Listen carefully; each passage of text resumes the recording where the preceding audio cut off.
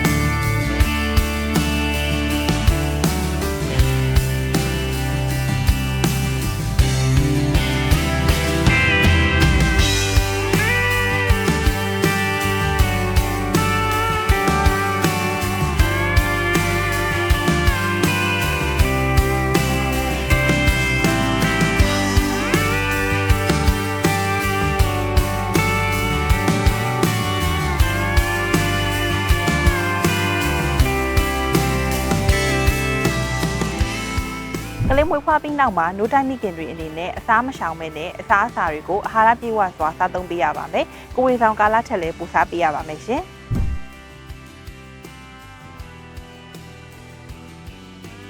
ဒါအပြင်ကလေးမွေးဖွားပြီးကစားမိခင်တွေရဲ့မိသားစုဝင်တွေကအန္တရာယ်လက္ခဏာတွေကိုကြိုတင်လေ့လာထားသင့်ပါတယ်။ဒါမှသာဒီလိုအခြေအနေတွေနဲ့ကြုံတွေ့ခဲ့ရပြီဆိုရင်နင်းညမဆိုင်မင်းနဲ့နီးစပ်ရာဆေးရုံဆေးခန်းကျန်းမာရေးဌာနတွေကိုတွားရောက်ပြီးတော့ဆေးကုသမှုခံယူနိုင်မှာပဲဖြစ်ပါတယ်ရှင်။ကိုရေခလင်းနေမကောင်းဘူး